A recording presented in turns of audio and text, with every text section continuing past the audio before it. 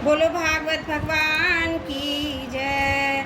दशम स्कंद 29वां अध्याय रासलीला का आरंभ। श्री सुखदेव जी कहते हैं, परीक्षित, शरद ऋतु थी, उसके कारण बेला चमेली आदि सुगंधित पुष्प खिलकर महक रहे थे। भगवान ने चीरहरण के समय गोपियों को जिन रात्रियों का संकेत किया था, वे सब की सब पूंजीभूत होकर एक ही रात्रि के रूप में उल्लसित हो रही थी। भगवान ने उन्हें देखा देखकर दिव्य बनाया। गोपियां तो चाहती थीं अब भगवान भी अपनी अचिंत महाशक्ति योग माया के सहारे उन्हें निमित्त बनाकर रसमयी रास क्रीड़ा करने का संकल्प किया। अब न होने पर भी उन्होंने अपने प्रेमियों की इच्छा पूर्ण करने के लिए मन स्वीकार किया। भगवान के संकल्प करते ही चंद्रदेव ने प्राची दिशा के मुखमंडल पर अपने शीतल किरण रूपी कर कमलों से लालिमा की रोली केसर मल दी, जैसे बहुत दिनों के बाद अपनी प्राण प्रिया पत्नी के पास आकर उसके प्रीतम पति ने उसे आनंदित करने के लिए ऐसा किया हो। इस प्रकार चंद्रदेव उदय न होकर केवल पूर्व दिशा का प्रत्युत संसार के समचर अचर प्राणियों का संताप, जो दिन में शरतकालीन प्रखर सूर्य रश्मियों के कारण बढ़ गया था, दूर कर दिया। उस दिन चंद्रदेव का मंडल अखंड था। पूर्णिमा की रात्रि थी। वे नूतन केसर के समान लाल लाल हो रहे थे। कुछ संकोच मिश्रित अभिलाषा से युक्त जान पड़ते थे। उनका मुखमंडल लक्ष्मी जी के समान मालूम हो रहा था। उनकी कोमल किरणों से सारा वन अनुराग के रंग में रंग गया था। वन के कोने कोने में उन्होंने चांदनी के द्वारा अमृत का समुद्र उड़ेल दिया था।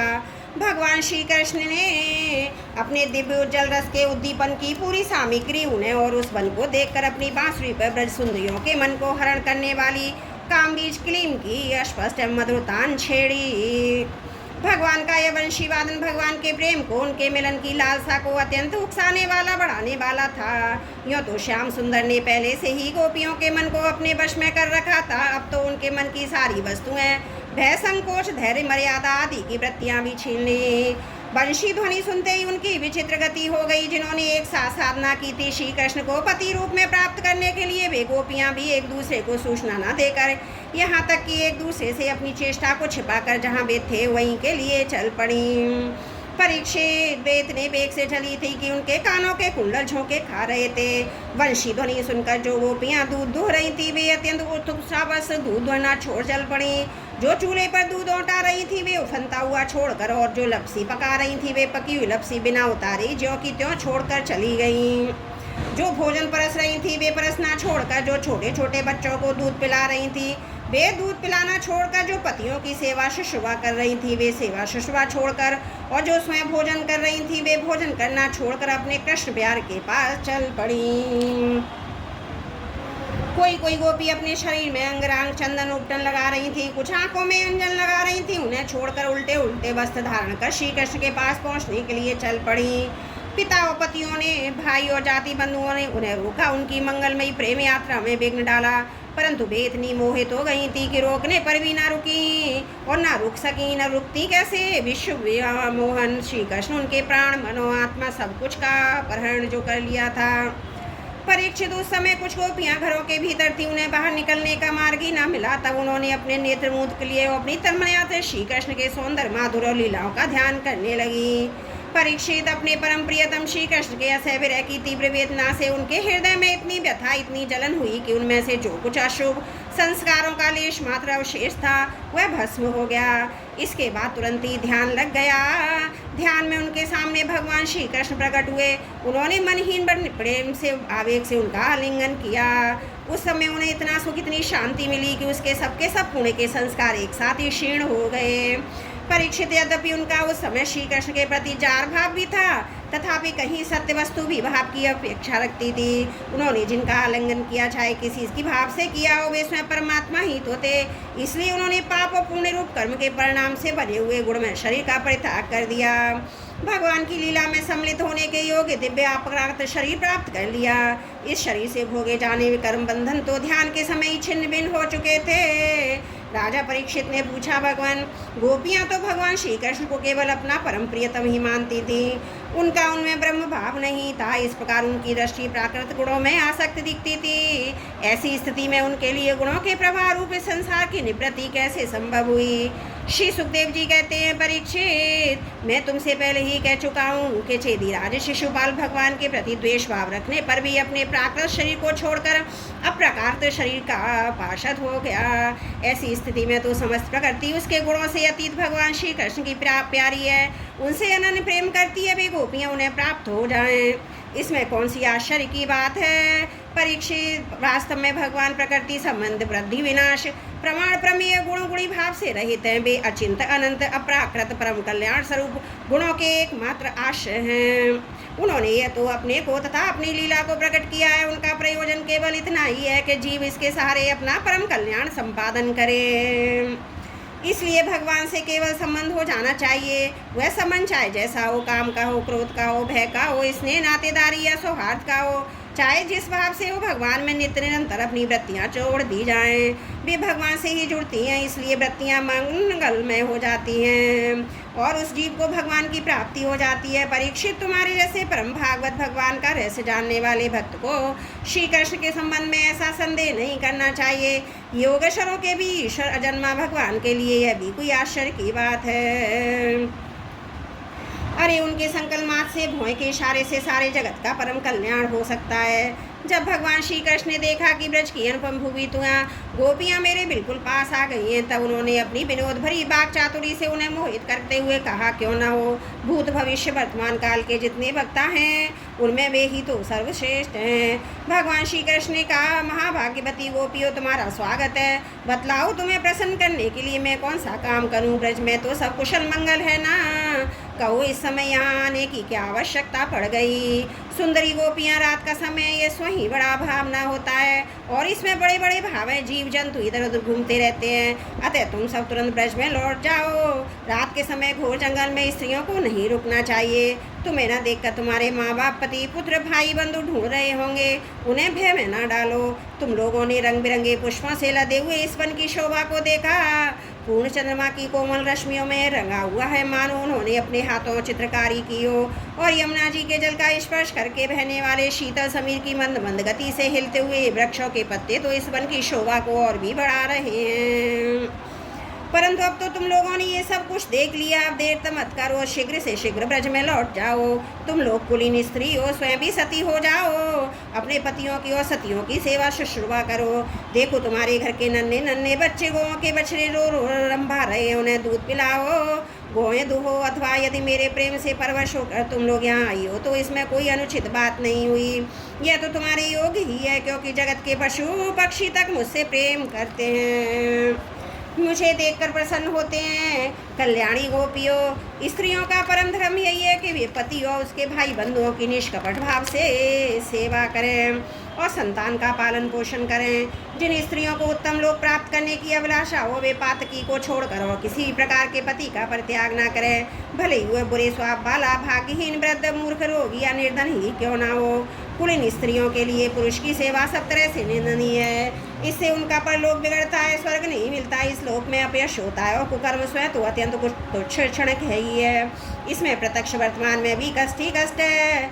मोक्ष आदि की तो बात ही कौन करे, साक्षात परम भय नरक आदि का हेतु है। गोपियों, मेरी लीला गुणों के श्रवण से, रूप के दर्शन से, उन सबके कीर्तन और ध्यान से मेरे पति जैसे अनन्य प्रेम की प्राप्ति होती है। वैसे प्रेम की प्राप्ति पास रहने से नहीं होती, इसलिए तुम लोग अपने अपने घर लौट जाओ। श्री सुखदेव जी कहते हैं, परीक्षित, भगवान श्री कृष्ण का विप्रिय भाषण सुनकर गोपियाँ उदास और खिन्न हो गई, उनकी आशा टूट गई। वे चिंता के अथाह अपार समुद्र में डूबने उतरने लगी। उनके बिंबा फल पके हुए कुंदरू के समान लाल लाल अधर शोक के कारण चलने वाली लंबी गर्म सांस में सूख गए। उन्होंने अपने मुंह नीचे की ओर लटका लिए, वे पैर के नकों से धरती कुरेदने लगी। नेत्रों से दुख के आंसू बह बहकर काजल के साथ बक्षस्थल पर पहुंचने लगे, वहाँ लगी हुई केसर को धोने लगे। उनका हृदय दुख से इतना भर गया, वे कुछ बोल न सकी, चुपचाप खड़ी रह गईं। गोपियों ने अपने प्यारे श्याम सुंदर के लिए सारी कामनाएं, सारे भोग छोड़ दिए थे। श्री कृष्ण उनका अनन्य अनुराग परम प्रेम था। जब उन्होंने अपने प्रियतम श्री कृष्ण की निष्ठुरता से भरी हुई बात सुनी, जो बड़ी ही अप्रिय सी मालूम हो रही थी, तब उन्हें बड़ा दुख हुआ। आंखें रोते रोते लाल हो गईं, आंसुओं के मारे रुध गईं। उन्होंने धीरज धारण करके अपनी आंखों के आंसू पोंछे और फिर प्रणय कोप के कारण वे गदगद वाणी से कहने लगीं, गोपियों ने कहा, प्यारे श्री कृष्ण, तुम घटघटवासी हो, हमारे हृदय की बात जानते हो, तुम्हें इस प्रकार निष्ठुरता भरे वचन नहीं कहने चाहिए। हम सब कुछ छोड़कर केवल तुम्हारे चरणों में ही प्रेम करती हैं, इसमें संदेह नहीं है। तुम स्वतंत्र और हठीले हो, तुम पर हमारा कोई वश नहीं है। फिर भी तुम अपनी ओर से जैसे आदि पुरुष भगवान नारायण कृपा करके अपने मुमुक्ष भक्तों से प्रेम करते हैं, वैसे ही हमें स्वीकार कर लो, हमारा त्याग मत करो। प्यारे श्याम सुंदर, तुम सब धर्मों का रहस्य जानते हो। तुम्हारा यह कहना कि अपने पति, पुत्र और भाई बंधुओं की सेवा करना ही स्त्रियों का स्वधर्म है, अक्षरशः ठीक है, परंतु इस उपदेश के अनुसार हमें तुम्हारी सेवा करनी चाहिए, क्योंकि तुम ही सब उपदेशों के पद चरम लक्ष्य हो, साक्षात भगवान हो। तुम ही समस्त शशिधारियों के सुहृदो आत्मा हो, परम प्रियतम हो। आत्मज्ञान में निपुण महापुरुष तुमसे ही प्रेम करते हैं, क्योंकि तुम नित्य प्रिय अपने ही आत्मा हो, अनित्य हो, दुखद पति पुत्र आदि से क्या प्रयोजन है। परमेश्वर, तो इसलिए तुम्हारे हम पर प्रसन्न हो जाओ, कृपा करो कमल नयन, चिरकाल से तुम्हारे प्रति पाली पोषी आशा अभिलाषा की लहलाती लता का छेदन मत करो। मनमोहन, अब तक हमारा चित्त घर के काम धंधों में लगता था, इसी से हमारे हाथ भी उनमें रमे हुए थे, परंतु तुमने हमारे देखते देखते हमारा ये चित्त लूट लिया, इसमें तुम्हें कोई कठिनाई भी नहीं उठानी पड़ी। तुम तो सुख स्वरूप हो ना, परंतु अब तो हमारी गतिमति निराली ही हो गई है। हमारे ये पैर तुम्हारे चरण कमलों को छोड़कर एक पग भी हटने के लिए तैयार नहीं है, नहीं हट रहे हैं। फिर हम ब्रज में कैसे जाएं, और यदि वहाँ जाएं भी तो क्या करें। प्राणवल्लभ, हमारे सखा, प्यारे सखा, तुम्हारी मंद मंद मधुर मुस्कान, प्रेम भरी चितवन और मनोहर संगीत ने हमारे हृदय में तुम्हारे प्रेम और मिलन की आग धधका दी है, उसे तुम अपने हदरों की रसधारा से बुझा दो। नहीं तो प्रियंता, हम सच कहती हैं, तुम्हारी विरह व्यथा की आग से हम अपने अपने शरीर जला देंगी, ध्यान के द्वारा तुम्हारे चरण कमलों को प्राप्त करेंगी। प्यारे कमल नयन, तुम वनवासियों के प्यारे हो, वे भी तुमसे बहुत प्रेम करते हैं, इससे प्राय तुम उन्हीं के पास रहते हो, यहाँ तक कि तुम्हारे जिन चरण कमलों की सेवा अवसर स्वयं लक्ष्मी जी को भी कभी कभी ही मिलती है। उन्हीं चरणों का स्पर्श हमें प्राप्त हुआ है। जिस दिन से यह सौभाग्य हमें मिला, तुमने हमें स्वीकार करे आनंदित किया, उसी दिन से हम किसी के सामने एक क्षण के लिए भी ठहरने में असमर्थ हो गई हैं। पति पुत्र आदि की सेवा तो दूर रही, हमारे स्वामी जिन लक्ष्मी जी का कृपा कटाक्ष प्राप्त करने के लिए बड़े बड़े देवता तपस्या करते रहते हैं, वही लक्ष्मी जी तुम्हारे बक्षस्थल में बिना किसी की प्रतिद्वंदता के स्थान प्राप्त करने पर अपनी सौत तुलसी के साथ तुम्हारे चरणों की रज पाने की अभिलाषा किया करती हैं। अब तक ये सभी भक्तों ने उन चरण रज का सेवन किया है, उन्हीं के समान हम भी तुम्हारी उसी चरण रज की शरण में आई हैं। भगवान, अब तक तुमने भी तुम्हारे चरणों की शरण ली, उसके सारे कष्ट तुमने मिटा दिए, अब तुम हम पर कृपा करो, हमें भी अपने प्रसाद का भाजन बनाओ। हम तुम्हारी सेवा करने की आशा अभिलाषा से घर गाँव कुटुंब सब कुछ छोड़कर तुम्हारे उगल चरणों की शरण में आई हैं। प्रियतम, वहाँ तो तुम्हारी आराधना के लिए अवकाश ही नहीं है। पुरुष भूषण पुरुषोत्तम, तुम्हारी मधुर मुस्कान और चारु चितवन ने हमारे हृदय में प्रेम की मिलन की आकांक्षा की आग धधका दी है, हमारे रोम रोम उससे जल रहा है। तुम हमें अपनी दासी के रूप में स्वीकार कर लो, हमें अपनी सेवा का अवसर दो। प्रियतम, तुम्हारा सुंदर मुख कमल जिस पर घुंघराली अलकें झलक रही हैं, तुम्हारी ये कमनीय कपोल जिन पर सुंदर सुंदर कुंडल अपना अनंत सौंदर्य बिखर रहे हैं, तुम्हारे ये मधुर हृदय जिनकी सुधा सुधा को भी लजाने वाली है, तुम्हारी ये नैन मनोहरी चितवन जो मंद मंद मुस्कान से उल्लसित हो रही है, तुम्हारी ये दोनों भुजाएं जो शरणागतों को अभयदान देने में अत्यंत उदार है, और तुम्हारा ये बक्षस्थल जो लक्ष्मी जी की सौंदर्य की एकमात्र देवी की नित्य क्रीड़ा स्थल है। देखकर हम तुम्हारी दासी हो गई हैं। प्यारे श्याम सुंदर, तीनों लोकों में भी और ऐसी कौन सी स्त्री है जो मधुर मधुर पदों आरोह अवरोह क्रम से विविध प्रकार से मूर्छनाओं से युक्त तुम्हारी वंशी की दान सुनकर तथा इस त्रिलोक सुंदर मोहनी मूर्ति को जो अपने एक बूंद सौंदर्य से त्रिलोकी को सौंदर्य का दान करती हैं, एवं जिसे देखकर गो पक्षी वृक्ष हरिण भी रोमांचित पुलकित हो जाते हैं, अपने नेत्रों से निहार कर आर्य मर्यादा से विचलित ना हो जाएं, फुल कान लोक और लज्जा को त्याग कर तुमने अनुरुक्त ना हो जाएं। हमसे ये बात छिपी नहीं है, जैसे भगवान नारायण देवता की रक्षा करते हैं, वैसे ही तुम ब्रजमंडल भय और दुख मिटाने के लिए प्रकट हुए हैं। और भी स्पष्ट है कि दीन दुखियों पर तुम्हारा बड़ा प्रेम, बड़ी कृपा है। प्रियतम, हम भी बड़ी दुखनी है, तुम्हारे मिलन की आकांक्षा की आग से हमारा बक्ष स्थल जल रहा है। तुम अपनी इन दासियों के बक्ष स्थल और सिर पर अपने कोपल कर कमल रख कर इन्हें अपना लो, हमें जीवन दान दो। श्री सुखदेव जी कहते हैं, परीक्षित, भगवान श्री कृष्ण का आदि योगियों शिवादि योगेश्वरों के भी ईश्वर हैं। जब उन्होंने गोपियों की बथाओ व्याकुलता से भरी वाणी सुनी, तब उनका हृदय दया से भर गया। यद्यपि वे आत्माराम हैं, अपने आप में ही रमण करते रहते हैं, उन्हें अपने अतिरिक्त और किसी भाव वस्तु की आवश्यकता नहीं पड़ती, फिर भी उन्होंने हंसकर उनके साथ क्रीड़ा प्रारंभ की। भगवान श्री कृष्ण ने अपनी भावभंगी और चेष्टाएं गोपियों के अनुकूल कर दी, फिर भी वे अपने स्वरूप में ज्यों के त्यों एक रस स्थित थे, अच्युत थे। जब वे खुलकर हंसते तब उनके उज्जवल दांत कुंदकुली के समान जान पड़ते थे। उनकी प्रेम भरी चितवन से, उनके दर्शन के आनंद से गोपियों का मुख कमल प्रफुल्लित हो गया। वे उन्हें चारों ओर से घेर कर खड़ी हो गईं। उस समय श्री कृष्ण की ऐसी शोभा हुई मानो अपनी पत्नी तारिकाओं से घिरे हुए चंद्रमा ही हों। गोपियों के शत शत यूथों के स्वामी भगवान श्री कृष्ण वैजंती माला पहने वृंदावन को शोभान करते हुए विचरण करने लगे।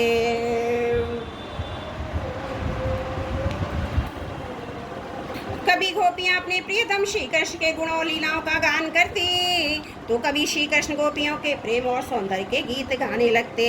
इसके बाद भगवान श्री कृष्ण ने गोपियों के साथ यमुना जी के पावन पुलिन पर, जो कपूर के समान चमकीली बालू से जगमगा रहा था, पदार्पण किया। वह यमुना जी की तरल तरंगों के स्पर्श से शीतल और कुमुदनी की सहज सुगंध से सुवासित वायु के द्वारा सेवित हो रहा था। उस आनंद प्रद पुलिन पर भगवान ने गोपियों के साथ क्रीड़ा की। हाथ फैलाना, आलिंगन करना, गोपियों के हाथ दबाना, उनकी चोटी जांघनी भी स्तन आदि का स्पर्श करना, विनोद करना, नक्षत करना, विनोदपूर्ण चितवन से देखना व मुस्कुराना, इन क्रियाओं के द्वारा गोपियों के दिव्य काम रस को भी परम उज्जवल प्रेम भाव को उत्तेजित करते हुए भगवान श्री कृष्ण ने क्रीड़ा द्वारा आनंद करने लगे।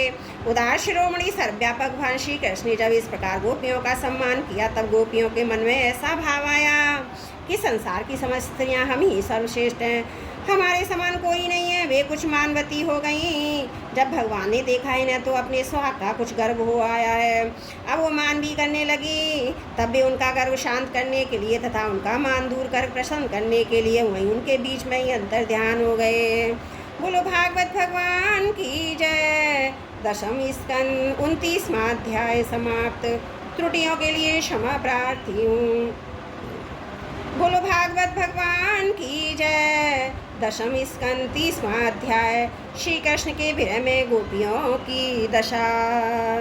श्री सुखदेव जी कहते हैं, परीक्षित, भगवान सहसा अंतर ध्यान हो गए। उन्हें न देखकर ब्रज युवतियों की वैसी दशा हो गई जैसे यूथपति गजराज के बिना हथनियों की होती है। उनका हृदय विरह की ज्वाला से जलने लगा। भगवान श्री कृष्ण की मदोन्मत्त गजराज की सी चाल, प्रेम भरी मुस्कान, विलास भरी चितवन, मनोरम प्रेमालाप, भिन्न भिन्न प्रकार की लीलाएं तथा श्रृंगार रस की भावभंगिनी ने उनको चित्त को चुरा लिया था। वे प्रेम की मत वाली गोपियाँ श्री कृष्ण में हो गईं। फिर श्री कृष्ण की विभिन्न चेष्टाओं का अनुकरण करने लगी। अपने प्रियतम श्री कृष्ण की चाल ढाल, हास विलास और चितवन बोलन आदि में श्री कृष्ण की प्यारी गोपियाँ उनके समान ही बन गई। उनके शरीर में वही गति मति, वही भावभंगी उतर आई। वे अपने को सर्वदा भूलकर श्री कृष्ण स्वरूप हो गई।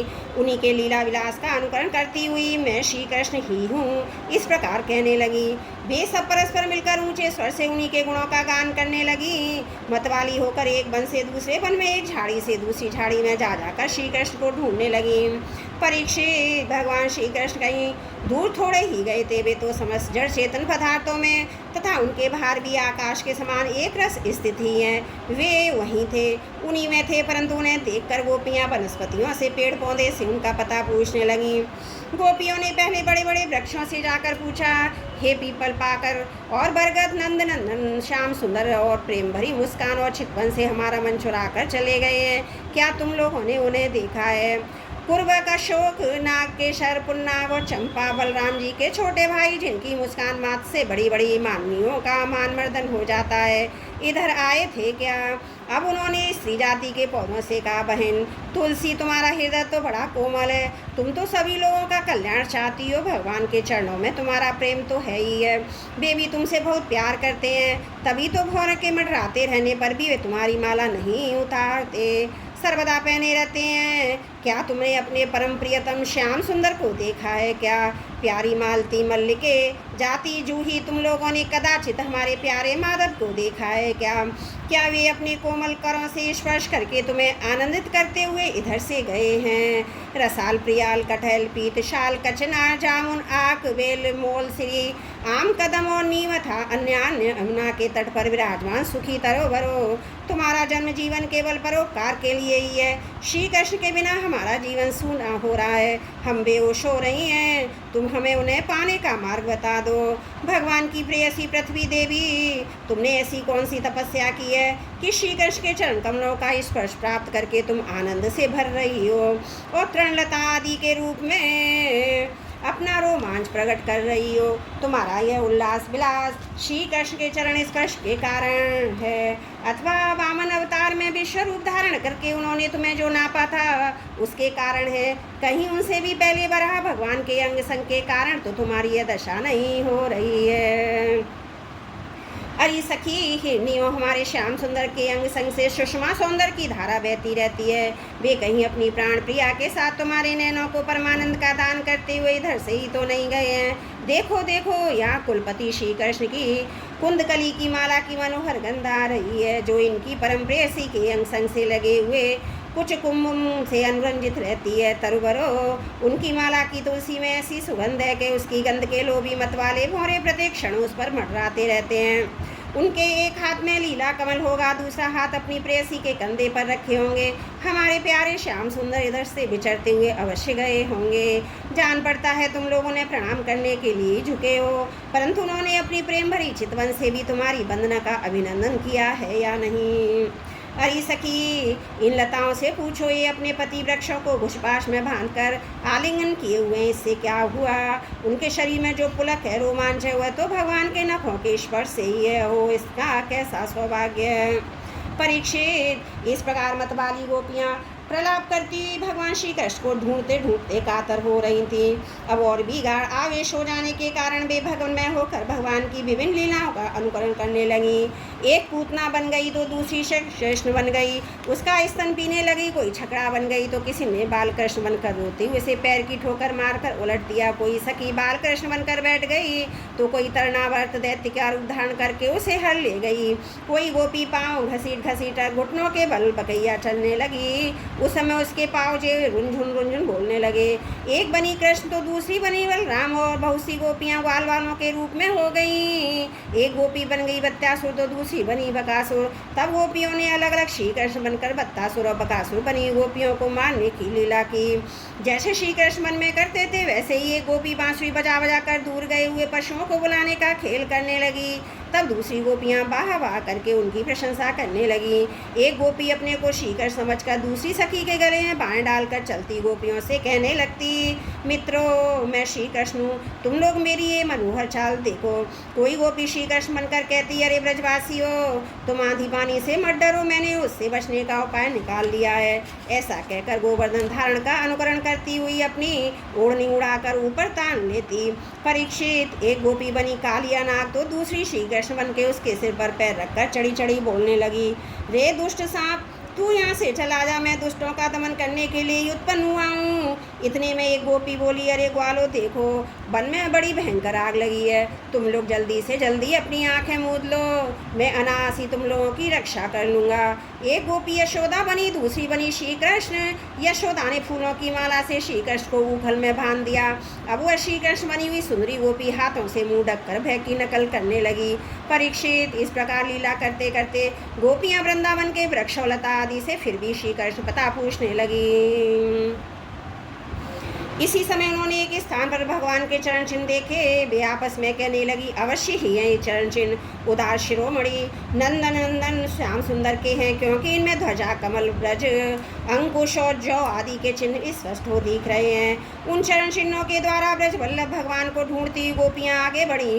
तब उन्हें श्री कृष्ण के साथ किसी ब्रज युवती के भी चरण चिन्ह दिख पड़े। उन्हें देखकर वे व्याकुल हो गईं और आपस में कहने लगीं, जैसे हथनी अपने प्रियतम गजराज के साथ गई हो, वैसे ही नंदन नंदन श्याम सुंदर के साथ उनके कंधे पर हाथ रखकर चलने वाली किस बड़वाग्नि के ये चरण चिन्ह है। अवश्य सर्वशक्तिमान भगवान श्री कृष्ण की ये आराधिका होगी, इसलिए इस पर प्रसन्न होकर हमारे प्राण प्यारे श्याम सुंदर ने हमें छोड़ दिया और इसे एकांत में ले गए। प्यारी सखियों, भगवान श्री कृष्ण अपने चरण कमल से जिस रज का स्पर्श कर देते हैं वह धन्य हो जाती है, उसके अहो भाग्य हैं, क्योंकि ब्रह्मा, शंकर, लक्ष्मी आदि भी अपने अशुभ नष्ट करने के लिए उस रज को अपने सिर पर धारण करते हैं। अरे सखी चाहे कुछ भी हो, यह जो सखी हमारे सर्वस्व श्री कृष्ण को एकांत में ले जाकर अकेले ही उनकी अधर सुधा का रस पी रही है, इस गोपी के उभरे हुए चरण चिन्ह तो हमारे हृदय में बड़ा ही शोम उत्पन्न कर रहे हैं। यहाँ उस गोपी के पैर नहीं दिखाई देते, मालूम होता है यहाँ प्यारे श्याम सुंदर देखा होगा कि मेरी प्रेसी के सुकुमार चरण कमलों में घास की नोक गढ़ती होगी, इसलिए उन्होंने उसे अपने कंधे पर चढ़ा लिया होगा। सखियों यहाँ देखो प्यारे श्री कृष्ण के चरण चिन्ह अधिक गहरे बालू में धसे हुए, इससे सूचित होता है यहाँ वे किसी भारी वस्तु को उठाकर चले हैं, उसी के बोझ से उनके पैर जमीन में धस गए हैं। हो न हो यहाँ उस कामी ने अपनी प्रियतमा को अवश्य कंधे पर चढ़ाया होगा। देखो देखो यहाँ परम प्रेमी ब्रज वल्लभ ने फूल चुनने के लिए अपनी प्रेयसी को नीचे उतार दिया है, और यहाँ परम प्रियतम श्री कृष्ण अपनी प्रेयसी के लिए फूल चुने हैं। उचक उचक कर फूल तोड़ने के कारण यहाँ उनके पंजे तो धरती पर गड़े हुए हैं और एड़ी का पता ही नहीं है। परम प्रेमी श्री कृष्ण ने कामी पुरुष के समान यहाँ अपनी प्रेयसी के केस संवारे हैं। देखो अपने चुने हुए फूलों को प्रेयसी की चोटी में गूंदने के लिए वहाँ अवश्य ही बैठे रहे होंगे। परीक्षित, भगवान श्री कृष्ण आत्मा राम है, वे अपने आप में ही संतुष्ट और पूर्ण हैं। जब वे अखंड हैं, उनमें दूसरा कोई है ही नहीं, तब उनमें काम की कल्पना कैसे हो सकती है। फिर भी उन्होंने कामियों की दीनता, स्त्री परवशता और स्त्रियों की कुटिलता दिखलाते हुए वहाँ उस गोपी के साथ एकांत में क्रीड़ा की थी, एक खेल रचा था। इस प्रकार गोपियाँ मतवाली सी होकर, अपनी सुध बुध खोकर एक दूसरे को भगवान श्री कृष्ण के चरण चिन्ह दिखलाती हुई वन वन में भटक रही थी। इधर भगवान श्री कृष्ण दूसरी गोपियों को वन में छोड़कर जिस भाग्यवती गोपी को एकांत में ले गए थे, उसने समझा कि मैं ही समस्त गोपियों में श्रेष्ठ हूँ, इसलिए तो हमारे प्यारे श्री कृष्ण दूसरी गोपियों को छोड़कर, जो उन्हें इतना चाहती हैं, केवल मेरा ही मान लेते हैं, मुझे ही आदर दे रहे हैं। भगवान श्री कृष्ण ब्रह्मा और शंकर के भी शासक हैं। वह गोपी वन में जाकर अपने प्रेम और सौभाग्य के मत से मतवाली हो गई और उन्हीं श्री कृष्ण से कहने लगी, प्यारे मुझसे अब तो और नहीं चला जाता, मेरे सुकुमार पाँव थक गए हैं, अब तुम जहाँ चलना चाहो मुझे अपने कंधे पर चढ़ा कर ले चलो अपनी प्रियतमा की। ये बात सुनकर श्याम सुंदर ने कहा, अच्छा प्यारी, तुम अब मेरे कंधे पर चढ़ लो। यह सुनकर वह गोपी ज्यों ही उनके कंधे पर चढ़ने चली, त्यों ही श्री कृष्ण अंदर ध्यान हो गए और वह सौभाग्यवती गोपी रोने पछताने लगी। हा नाथ, हा रमण, हा प्रेष्ठ, हा महाभुज, तुम कहाँ हो मेरे सखा, मैं तुम्हारी दीनहीन दासी हूँ, शीघ्र ही मुझे सानिध्य का अनुभव कराओ, मुझे दर्शन दो। परीक्षित, गोपियाँ भगवान के चरण चिन्हों के सारे उनके जाने का मार्ग ढूंढती ढूंढती वहाँ जा पहुँची। थोड़ी दूर से ही उन्होंने देखा कि उनकी सखी अपने प्रियतम के वियोग से दुखी होकर अचेत हो गई है।